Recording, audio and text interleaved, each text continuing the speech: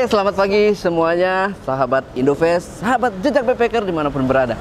Kali ini di hari pertama kita udah grand opening nih, grand opening Indofest 2022. Di sini nanti bakal banyak banget pestanya anak outdoor. Jadi buat temen-temen ya, mungkin bisa ikutan di tahun depan lagi. Kalau nggak bisa tahun ini, tahun depan lagi bakal ada. Iya, ini tayangnya buat ini setelah ini. Ya, nah itu ini apa namanya? Tadi pesta anak outdoor.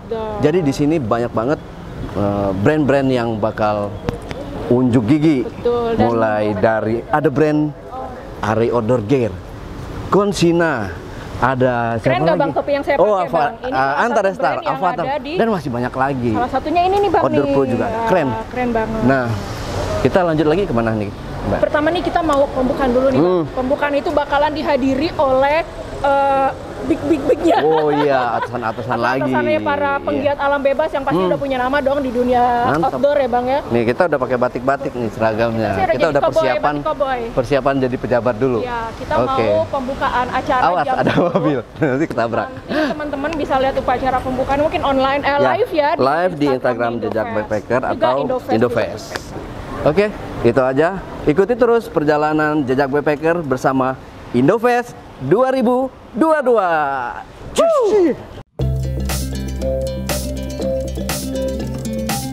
Indonesia Outdoor Festival atau bisa disebut Indofest adalah pameran outdoor dan petualangan terbesar di Indonesia. Sejak pameran pertamanya di tahun 2015, Indofest telah menarik banyak perhatian publik. Tercatat lebih dari 68.000 orang pengunjung. Wah, ini gokil banget sih. Bisa seramai itu. Semoga di tahun kedepannya bakal lebih ramai lagi. Ya, kita lanjut teman-teman. Indofest dapat menjadi ajang untuk mengenalkan kegiatan outdoor kepada masyarakat. Tempat mencari informasi tentang berbagai destinasi petualangan, bertemu dengan komunitas dan penggiat alam, berkumpul dengan sesama penggiat alam dan berburu informasi terbaru, perlengkapan petualangan. Nah, kebenaran dalam kesempatan kali ini, Jejak Backpacker diberikan kesempatan untuk berkolaborasi dengan menjadi media partner dalam acara tersebut. Tapi sebelum lanjut, pastikan kalian sudah subscribe agar kalian tidak ketinggalan kabar terbaru dari konten-konten seru dari Jejak Backpacker. Ketika kami memasuki area, kita langsung disambut dengan tenda-tenda yang tersusun rapi. Tapi ada yang unik di tahun ini loh sobat backpackers, yaitu adanya sebuah replika tas keril terbesar diperkasai oleh Arai Outdoor. Sedikit info aja nih, tas ini tercatat sebagai tas terbesar yang dibukukan di dalam Museum Rekor Indonesia atau MURI. Waduh, gokil banget sih ini. Yuk kita lanjut lagi, langsung menuju ke booth Jejak Backpacker.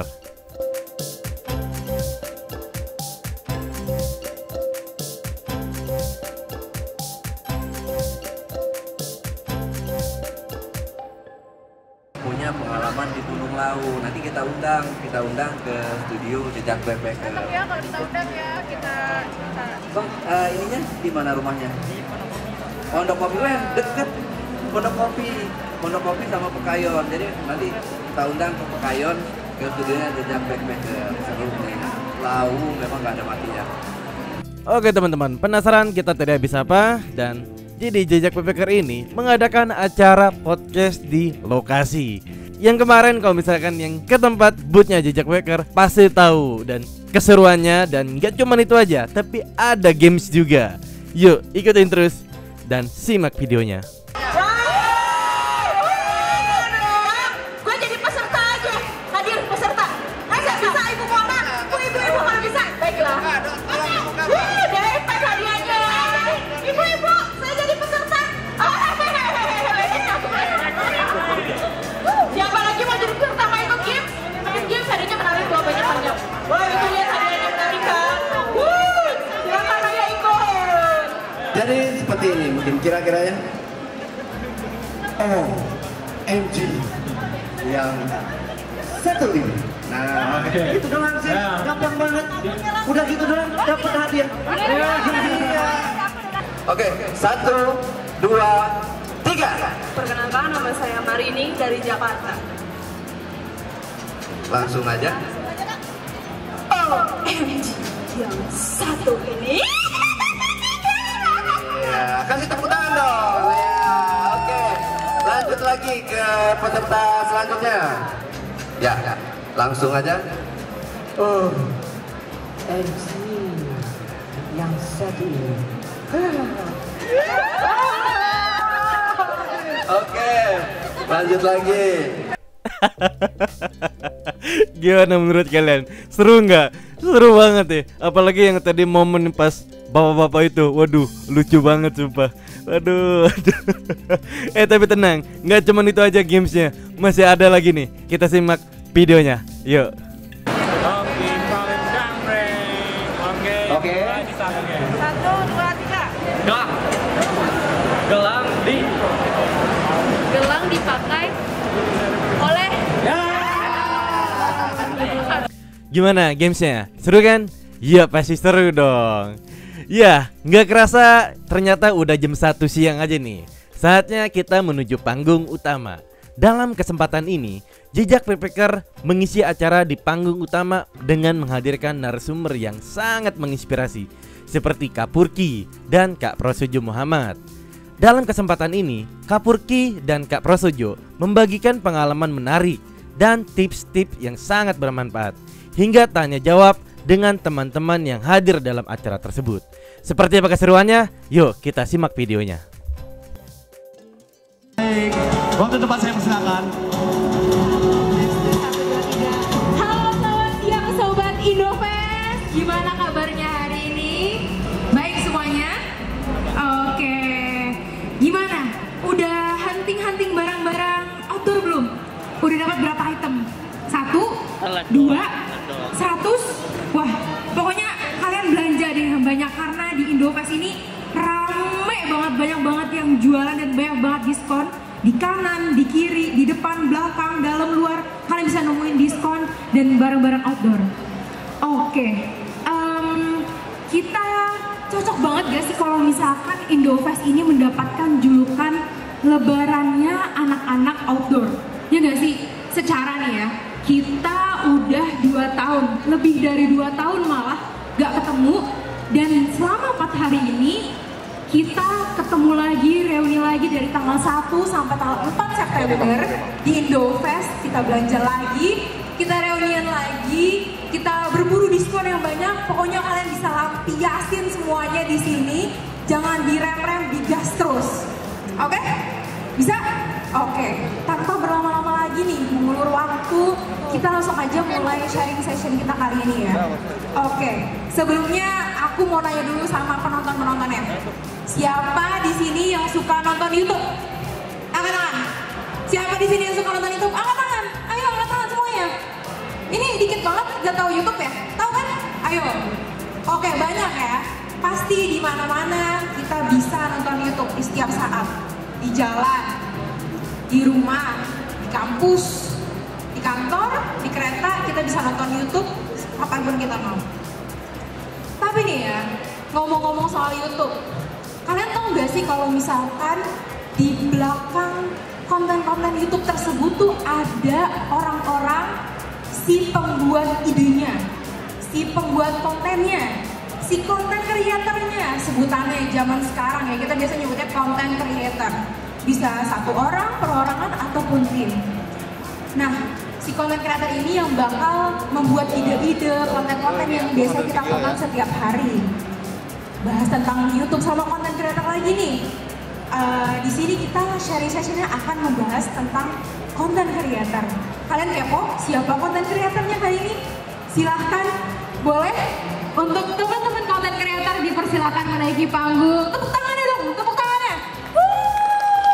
Silahkan. Ada yang cantik, ada yang ganteng, boleh. Untuk kakak-kakak, abang-abang, mbak, duduk silahkan. Nah, yang nyaman, anggap rumah sendiri. Oke? Oke, aku boleh sambil duduk gak nih? Boleh lah ya. Nah, sebelum kita mulai ke acara sharing session nih, aku pengen kenalin dulu abang-abang sama mbak yang ada di depan kita sekarang. Di sini ada abang yang ganteng sama mbak yang cantik. Kalian pasti kepo kan siapa? Karena katanya nih ada pepatah, kalau tak kenal maka tak sayang. Tapi kalau udah kenalan udah kasih sayang belum? Udah kasih sayang belum sih? Belum tentu ya. Tentu dong, karena sesama manusia harus saling menyayangi. Bener mbak? Betul. Oke. Langsung aja kali ya kenalin satu persatu. Di sebelah aku ini ada mbak konten kreator yang paling cantik siang ini. Ada Mbak Furki. Halo Mbak, gimana kabarnya? Alhamdulillah. Di samping Mbak Furki ada konten kreator yang paling keren, yaitu ada Mas Jo, Prasojo Muhammad. Silahkan Mas Prasojo. Bagaimana kabarnya Mas? Baik. Alhamdulillah. Di sebelah Mas Prasojo ada konten kreator yang paling keren, paling asik pada siang kali ini, yaitu ada Bang Ale. Halo Bang, bagaimana kabarnya Bang? Alhamdulillah baik. Alhamdulillah. Waalaikumsalam. Fresh banget ya konten kreator kita hari ini ya. Oke, boleh dong hari ini siang ini nih kita ngobrol-ngobrol, kita sharing-sharing, biar penonton-penonton yang ada di Indofest, yang ada di GCC sekarang saling tahu ceritanya satu sama lain. Oke? Oke. Biasanya nih kalau misalnya kita pertanyaan bahas pertama-tama kita balik dulu ke sebelumnya. Kita balik ke masa lalu. Aku pengen tahu deh, apa sih alasan kalian bertiga tiba-tiba membuat, wah bikin konten YouTube kali ya, bakal terkenal kali ya. Terus kapan sih pertama kali konten itu muncul dan kontennya apa? Boleh dijelasin dari Mbak Furki dulu mungkin. Oke, makasih Kak. Iya. Mungkin kalau dari saya awalnya saya memang suka film. Terus banyak melakukan perjalanan, mulai merekam, tapi ya hasilnya memang untuk pribadi. Terus karena ingin mengolek momen-momen itu kan, takutnya nanti lupa udah tua atau gimana, jadi mencoba merangkum, dikasih lagu, dikasih musik, lalu di-upload ke YouTube. Tapi memang bukan untuk orang-orang ramai kan, bukan kita bikin akun YouTube cuma buat nonton YouTube aja kan, belum buat disebarkan atau buat orang. Nah dulu saya bikin untuk pribadi aja. Nah mulai pertama kali bikin cerita untuk dapat dinikmati sama orang itu waktu dulu kesempatan untuk traveling dari naik kereta dari China ke Rusia. Itu durasi panjang, jadi mungkin ini nih bisa dijadikan cerita buat sekedar informasi atau hiburan mungkin buat teman-teman nanti yang nonton. Jadi itu kalau nggak salah di tahun 2018. Oke, berarti konten pertamanya adalah jalan-jalan. Iya, jalan-jalan. Belum pendakian. Belum pendakian. Oke, terima kasih Mbak Furki. Kalau untuk Mas Jo, gimana Mas Jo? Kalau ditanya kenapa mau mulai konten YouTube ya? Jawabannya adalah iseng. Iseng? Iya, jadi ceritanya tuh dulu kan emang suka nonton YouTube gitu.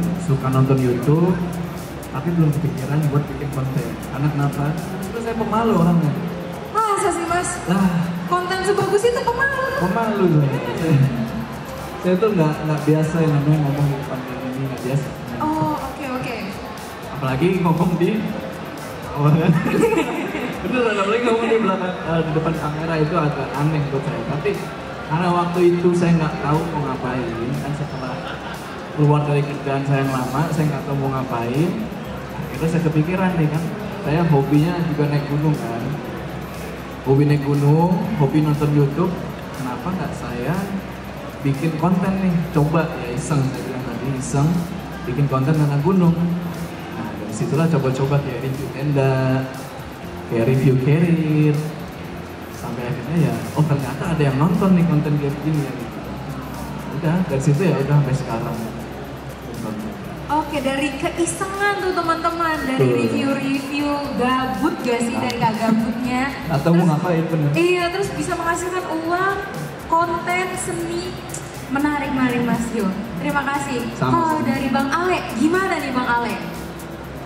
Oke, kalau dari saya sendiri sebenarnya agak sedikit beda ya dari Bang Jo sama Kak Furki. Bukan iseng sebenarnya, emang niat. Oh niat. bikin konten itu memang niat, kayaknya story. Kenapa kursinya? Oh. Oke. Tadi emang niat ya. Jadi semua itu berawal dari pandemi. Nah, di pandemi yang lagi merebaknya, lagi merajalela di Indonesia ini, bahkan dunia kan, kita itu nggak punya kegiatan. Awalnya memang ini komunitas kan, komunitas jejak backpacker. Nah, di situ kita selalu bikin kegiatan-kegiatan kayak sosial media, kegiatan sosial, pendakian gunung, kayak gitu. Tapi lama-kelamaan kok ini nggak jalan. Views dari YouTube ini nggak naik-naik. Kapan naiknya ini? Kapan gua menghasilkan gitu kan? Akhirnya adalah salah satu temen kalau nggak salah si kameramennya, editornya bilang, bang, kita kayaknya coba kita ke mistis deh, gitu, ke horor, podcast horor, undang narasumber kayak gitu. Jadi, tapi jangan kita terlena nih, soalnya ini basicnya memang komunitas kan, jejak backpacker. Nanti kalau udah ada mistisnya jadi ganti jejak misteri. Iya, bisa. Akhirnya ya udah dicobalah bikin konten misteri. Ternyata naik tuh. Langsung beberapa hari kemudian video yang kita upload itu naik langsung sampai kalau nggak salah itu sampai 1 juta tayangan. Ya 1 juta viewers. Nah ya udah ketagihan dong. Wah ini naik nih. Upload lagi deh yang ini misteri. Jadi agak sedikit lupa nih dengan kegiatan-kegiatan yang sebelumnya. Dan sampai sekarang ya masih dengan horor yang banyak pendakiannya. Paling ada sebulan atau 2 bulan sekali ada pendakian dan kegiatan-kegiatan lainnya. Gitu aja Kak Dika. Wah, menarik banget ya. Ada yang dari iseng-iseng, ada yang dari gabut, ada yang dari niat malah dan berkembang. Dan ketiga-tiganya menjadi sukses dan mendapatkan kemajuan. Oke. Kan dari tadi aku dengarnya tuh konten-konten yang dibahas nih tentang traveling, tentang jalan-jalan petualangan. Itu tuh sebenarnya hobi atau emang demi konten sih? Boleh tuh dijawab. Kalau bagi saya sih karena hobi ya. Jadi karena hobi. Kan kita dari pekerjaan rutinitas harian harus punya hobi. Jadi saya menjadikan mendaki dan berkonten itu sarana saya bersenang-senang dulu. Misalnya nanti bisa menghasilkan, ya itu bonus. Tapi yang terpenting adalah zona senang saya nggak boleh terganggu dulu. Karena memang bagi saya mendaki dan berkonten itu memang untuk sekarang masih zona senangnya saya gitu, untuk hobi. Gitu sih. Oke, Mbak Furki. Kan ini hobi nih Mbak, dari konten Mbak. Ada nggak sih Mbak yang paling Mbak tonjolkan di konten Mbak ini yang beda dari yang lain? Yang khasnya konten Mbak Furki? Mungkin itu dari penonton kali ya yang bisa lihat. Cuman kalau dari saya sendiri biasanya suka menyelipkan informasi dari pendakian tersebut sama lebih ke mengutarakan apa yang saya rasakan saat berada di lokasi. Jadi intinya sih teman-teman yang nonton itu merasakan apa yang saya rasakan. Walaupun mungkin sulit ya kalau nggak ada langsung di lokasi itu biasanya susah merasakan hal tersebut. Tapi makanya saya belajar ya semoga konten ini bisa juga dinikmati sama teman-teman yang nonton online. Tapi kalau untuk ciri khasnya apa mungkin dari teman-teman sendiri yang bisa lihat. Mungkin ada panggilan untuk penontonnya atau ada yang belum berbeda? Ada sih, belum ada. Masih nama saya. Oke. Terima kasih Mbak. Kalau untuk Mas Jo nih, Mas Jo, gimana? Apakah itu hobi atau cuma demi konten? Ya, tadi yang saya bilang karena hobi ya. Karena hobi. Karena menurut saya kalau kita tuh mesti ngelakuin kalau mau istilahnya mau langgeng ya, mau jangka lama, mulai dari sesuatu yang kita suka dulu. Betul. Makanya saya ambil dari salah satu hobi saya yaitu naik gunung. Nah, akhirnya ya udah karena suka, ya ngejalaninnya enjoy aja gitu. Ya gitu. Karena menurut saya kalau hanya demi konten ya, tapi kitanya nggak suka, itu nggak akan tahan lama. Menurut saya. Oke. Sama Mas, sama pertanyaannya. Ada nggak sih Mas di konten YouTube Mas Joni yang berbeda dari yang lain, yang unik? Punya Mas Jo doang nih yang punya. Wah, apa ya? Inovasi mungkin. Sebenarnya mungkin kalau saya dari jargon kan. Oh dari Jargon, gimana tuh Mas? Boleh mungkin ditampilkan? Aduh, Silakan. Boleh lah Mas. Iya. Cuma di Indofest nih, setahun sekali. Gas ke. Iya jadi ya jadi kan seperti biasa kan saya podcast horor gitu ya. Iya. Tentang pendakian gitu. Nah, sebelum masuk ke cerita horor saya biasanya selalu kayak mode horor aktif. Itu hanya itu yang saya punya. Gimana tuh Mas? Ulangi coba. Mode horor aktif. Wah, keren banget ya teman-teman ya. Keren. Ada lagi nggak Mas selain mode horor aktif itu atau mungkin sapaan untuk para penontonnya Mas Jo? Kalau sapaan untuk para penonton sampai saat ini sudah belum punya saya. Oh belum punya, oke nggak apa-apa Mas, nggak apa-apa. Yeah. Nanti mungkin ada kayak sapaan untuk fans-fansnya Mas Jo. Oke, kalau untuk Bang Ale, gimana Bang Ale? Sama sih, kalau untuk yang sekarang sama dengan Bang Jo sama Kapur King. Jadi memang berawal dari hobi. Oh, dari hobi. Karena kan komunitas jejak backpacker awalnya semua teman-teman tim juga itu karena hobi pendaki gunung semua. Ada ma backpacker, ladies backpackernya sekarang merambah nih berakar. Mungkin kedepannya bakal lanjut lagi ke kids backpacker, misalkan itu bisa jadi kan. Nah, dari hobi itu ya udah kita bikin konten. Kalau hobi apa namanya? Kalau misalkan kayak kata Bang Dio tadi kan, kalau kita bukan hobi tapi kita ngejalanin itu nggak bakalan lancar gitu sampai ke depannya. Makanya ini diawali dari hobi, lanjut ke konten. Nambah agak melenceng sedikit yaitu ke horor. Oke. Kalau untuk keunikannya tersendiri coba kan Bang Ale ini dari jejak backpacker. Ada nggak sih keunikan dibanding yang lain gitu? Untuk keunikannya sendiri, kalau dari jejak backpacker sendiri ya, mungkin nggak kebanyakan dari komunitas-komunitas lain ya. Mungkin satu-satunya, ini mungkin ya, mungkin satu-satunya komunitas yang terjun ke dunia konten kreator atau YouTuber gitu. Oh wow. Mungkin karena belum melihat nih komunitas lain yang mendirikan YouTube, membuka channel YouTube gitu. Mungkin ada aja kali ya, tapi saya nggak tahu. Oke. Keren banget Bang Ale. Mungkin diberikan tepuk tangan untuk para konten kreator kita yang sudah menjelaskan. Oke, terima kasih.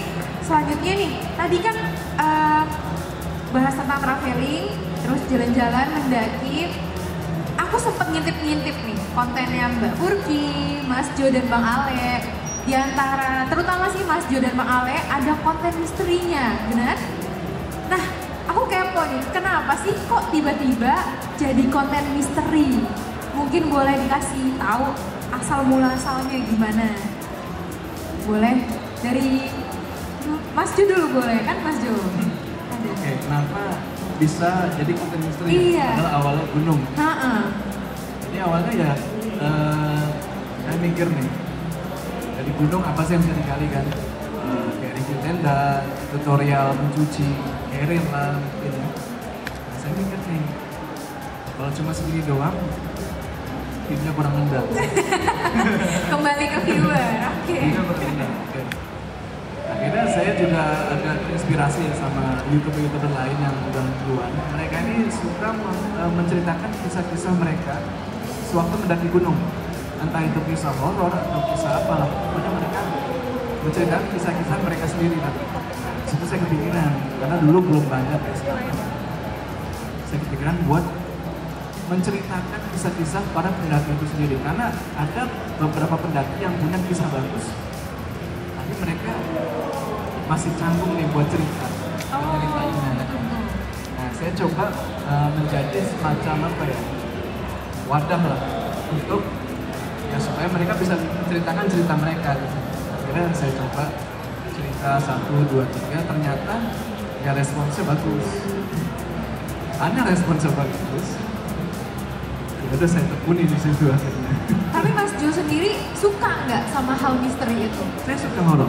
Oh emang Saya suka horor iya. basicnya? Kalau nonton bioskop aja horor terus. Oh Tanya aja. Oke. Berarti emang karena suka horor juga dan seneng, jadilah konten horornya Iya, misteri itu. betul. Oke, terima kasih Mas Jo. Kalau untuk Bang Ale nih, kok tiba-tiba Bang Ale dari naik gunung menjadi konten misteri? Bagaimana tuh Bang Ale ceritanya? Ya. Kayak yang saya jelasin tadi di awal ya. Awalnya memang konten naik gunung terus. Bahkan sebelum saya menjadi konten kreator, sebelumnya kan memang kalau naik gunung itu suka video-videoin, tapi sekedar dari HP atau dari handycam kayak gitu. Jadi yang pas main YouTube, saya masukin dulu nih video-video yang lama nih, yang sebenarnya bukan konten sih itu. Saya masukin yang dari pendakian-pendakian ke mana, ke Pulau Jawa maupun luar Pulau Jawa gitu kan, saya masukin semua. Ya itu tadi, karena nggak naik, viewersnya kok lama nih. Jadi saya juga heran ya, di Indonesia ini lebih banyak orang yang suka dengan konten horor gitu daripada kita yang udah istilahnya kalau naik gunung itu kan modalnya nggak banyak, dikit ya, nggak dikit, tapi yang nonton tuh sedikit gitu. Sedangkan kalau untuk konten horor sendiri modal sedikit tapi viewersnya banyak. Nah di situ juga kan kita punya tim juga, apalagi komunitas, ada pemasukan untuk komunitas nih, untuk kegiatan biar komunitas ini terus berjalan gitu. Akhirnya masuklah ke konten mistis dan agak sedikit terjebak. Oh, gimana tuh? Terjebak ke mistis. Oh, terjebak ke mistis, karena seru banget ya. Iya, karena view-nya nendang. Iya, karena view-nya nendang. Oke, Bang Ale sendiri suka nggak sih sama misteri-misteri gitu, horor-horor gitu, sebenarnya suka nggak sih Bang? Maksudnya suka ketemu sama setannya atau suka dengan ininya nih? Suka nonton. Suka ngeliat di video Tron saya kaget luar biasa itu. Suka nontonnya mungkin Mas, kayak horor tuh memacu adrenalin, saya suka gitu. Ya, sebenarnya enggak. Kalau untuk di horor sendiri saya nggak suka sih ya. Bukan nggak suka banget. Suka kalau untuk nonton film horornya saya lihat dulu nih. Kalau untuk Indonesia yang dulu ya Kuntilanak mungkin saya nonton karena itu kan bagus kan. Kalau yang sekarang ini Pengabdi Setan. Oh iya ya, Pengabdi Setan tuh seru. Saya nggak promosi filmnya loh ya, karena suka. Gitu. Oke deh kalau gitu. Berarti bukan karena suka doang, tapi karena menekuni juga ya Bang? Iya. Ya Bang ya? Betul. Oke. Nah setelah itu aku tuh pengen makin tahu lagi nih. Kira-kira dari Mbak Furki, Mas Jo, dan Bang Ale, apa sih pengalaman paling seru, paling menarik selama bikin konten? Boleh dong diceritain ke kita-kita. Mungkin dari Mbak Furki dulu. Mungkin dari proses membuat kontennya ya? Iya, yang paling seru. Jadi dulu waktu itu saya lagi ada di sebuah tes di Turki. Nah jadi kan pasti kita kalau mau model pasti harus bawa kamera, action cam segala macam. Nah waktu nyampe di titik summit atau menjelang puncak itu anginnya memang keras sekali.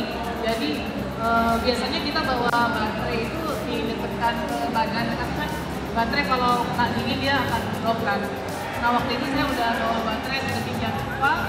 Terus waktu mau terekam di puncaknya, mau saya fotografi atau vlogging, udah dipasang baterainya, itu baru 15 detik, 30 detik, itu langsung drop, mati, ganti baterai sama itu lagi. Jadi waktu itu kebingungan ini cara rekamnya seperti apa. Jadi waktu itu yang asalnya mau banyak bikin narasi atau konten di atas, jadinya kayak terburu-buru. Jadi waktu itu sebelumnya juga udah pernah untuk guys, cuman nggak ada angin yang sekencang itu. Jadi waktu itu karena baru tahu itu ternyata memang sedahsyat itu kalau ditambah angin. Jadi waktu itu kayak bikinnya buru-buru. Saking paniknya ya Mbak. Terus gimana tuh Mbak jadinya? Jadinya waktu itu dapat sekitar 30 detik yang kepotong-potong itu. Jadi ya kita santai-santai aja, jadi mana sedemikian rupa. Dari usaha banget ya Mbak. Tapi keren sih, keren. Oke, ada lagi mungkin Mbak pengalaman yang menarik selain itu? Apa ya, paling kalau model merekam di gunung itu kan kadang kalau sendiri, terutama kalau mendaki sendiri, dia kan kamera kita taruh misalnya di satu titik. Terus kan kita mau ngambil gambar yang menggambarkan bahwa kita sedang berjalan. Otomatis si kamera kita tinggal kan. Nah kita tinggal, kita udah mendaki tebing-tebingnya, udah beres ngambil video, lalu kita kita turun lagi untuk ngambil si kamera seafood. Biasanya itu yang bikin capek gitu. Oh, bolak-balik Bolak-baliknya gitu. Kayak naik gunung berkali-kali. Gitu. Keren. Oke, terima kasih Mbak Furki. Selanjutnya mungkin dari Mas Jo, ada pengalaman menarik yang bisa kita bagikan? Pengalaman menarik sewaktu membuat konten. Iya. Oke, ini saya ceritain sewaktu membuat konten di gunung aja. Karena sejujurnya kalau podcast horor ya biasa aja gitu. Oke. Yang menarik dari ketika membuat konten pas naik gunung ya benar kata Kak Putri tadi ya. Bang Ali juga nih mungkin sudah mengalami duluan. Susah ternyata. Gimana tuh Mas susahnya? Jadi ya kalau yang udah pernah mendaki atau udah sering mendaki lah pasti tahu medan gunung itu bermacam-macam ya. Kalau kebetulan kita lagi naik gunung yang medannya itu ya nggak terlalu menanjak, nggak terlalu terjal ya mungkin fine-fine aja. Cuma waktu itu pernah saya naik ke Gunung Dempo, Sumatera, itu treknya parah. Itu treknya... Gimana tuh Mas? Dulu saya belum ada kameramen, jadi saya masih solo nih. Bawa carrier, megang kamera sendiri, rekam sendiri, itu parah. Makanya saya paling bangga video Dempo saya. Bangga. Keren. Iya, susahnya gini, karena pertama medan sulit, lumpur, akar gitu ya. Nah, kita harus mesti merekam sambil bawa carrier berat. Kan kita melakukan kalau keasikan ngerekam tuh kadang lupa ngelihat pijakan. Pleset. Iya. Syukur-syukur kameranya nggak rusak Kak Purki ya. Iya. Mending kitanya beban kamera. Ya itu susahnya lah. Keunikan dalam membuat konten, makanya Bang Ale bilang tadi effort membuat konten pendakian itu besar ya, dari segi biaya, tenaga Bang Ale ya. Jadi kalau nggak ada yang nonton mah parah. Sedih. Kayak nggak ada harganya. Kalau untuk pengalaman yang menarik Mas, yang unik mungkin punya nggak Mas Jo yang bisa dibagikan? Kalau yang unik ya, Iya. mungkin saya ceritakan ada sedikit mistisnya ya di gunung. Waktu itu saya pernah naik ke Gunung Butak ya, di Jawa Timur. Saya bawa teman nih. Teman saya ini badannya gede. Orang ini, kalau setiap naik gunung sama saya, kelihatan lah, ini tipe-tipe orang yang bisa dibilang selalu negatif tinggi. Ya, misalnya kalau udah mulai capek, pasti pikirannya udah negatif. Yang anehnya, di pendakian itu, pas turun dari Gunung Butak itu, jalan turun, di pertengahan jalan lah, masih jauh ke bawah, orang ini kelihatan udah lemes, dia paling belakang terus. Belakang. Ditemenin sama temen saya yang dapat pengalaman lah gitu ya. Yang saya lihat, dia yang tadinya lemes, tahu-tahu jalan duluan. Wah, kok bisa? Jalan cepet. Wah. Kenapa tuh? Dia selama mendaki bareng saya, nggak pernah kayak gitu. Jadi ngeliat kayak gitu, itu aneh. Itu dia? Kok bisa dia jalannya cepet, kita mau ngimbangin susah. Oh, wow. Dan yang lucu, saya belum nyadar kalau dia kenapa-napa di situ. Saya mikirnya, mungkin dia dikasih semangat nih sama temen saya yang dari belakang kan, semangat apa, makanya dia bisa ngacir. Yang lucunya, kan waktu itu turun hujan. Oke. Kita pada pakai jas hujan. Dia enggak. Yang dia lakuin cuma duduk begini di bawah pohon. Ya Allah. Serius? Serius, ha? Merinding nih, merinding. Merinding. Saya tawarin jas hujan dong. Pakai jas hujan gitu. Nggak tahu dia ngapain. Dia nengok ke gua gitu. Wah.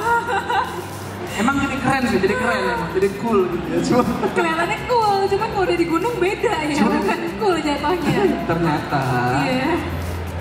ada teman saya itu ngerti emang. Dia ini istilahnya ketempelan. Oh, ya ampun. Tempelan. Makanya dia bisa cepet gitu. Dan yang lebih lucunya lagi, pas dia udah sadar, kita kan jarak dari pas dia saya bilang ngacir itu, kita ngelewatin namanya hutan lumut. Hutan lumut.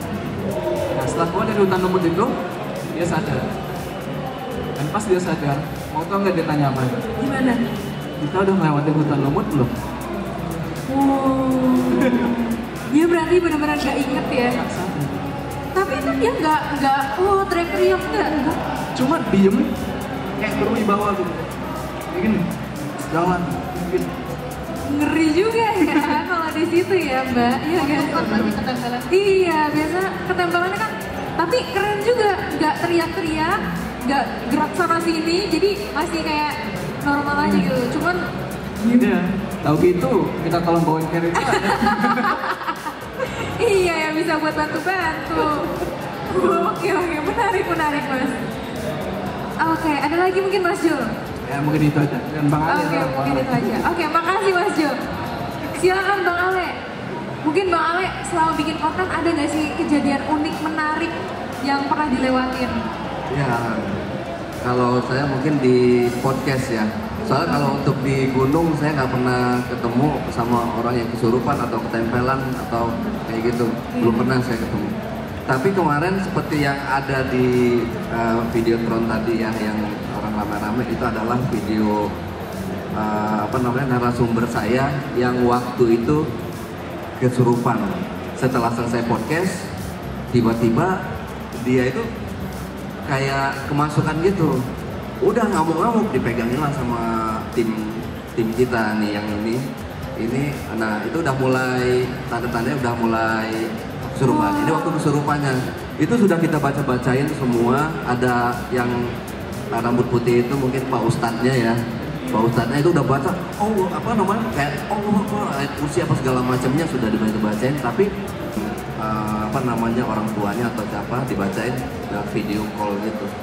Dibacainnya transfer. Masya Allah, keren juga digital. Itu aja sih keunikan kalau untuk ini ada dua orang yang pada malam hari itu dua narasumber saya semuanya kesurupan di studio. Alhasilnya studio saya hancur berantakan. Mengerikan Gitu juga aja ya. uniknya. Keren. Oke, sudah? Oke. Silakan untuk diberikan dari Mbak Furki kepada penanya selanjutnya. Terima kasih untuk Pak Sobat Indofest yang sudah bertanya dan meramaikan acara kita kali ini. Terima kasih. Acara kali ini kita tutup. Terima kasih sudah bertanya dan sharing-sharing dengan kita di sharing session siang ini. Saya Dikta, saya izin undur diri. Terima kasih. Wassalamualaikum warahmatullahi wabarakatuh.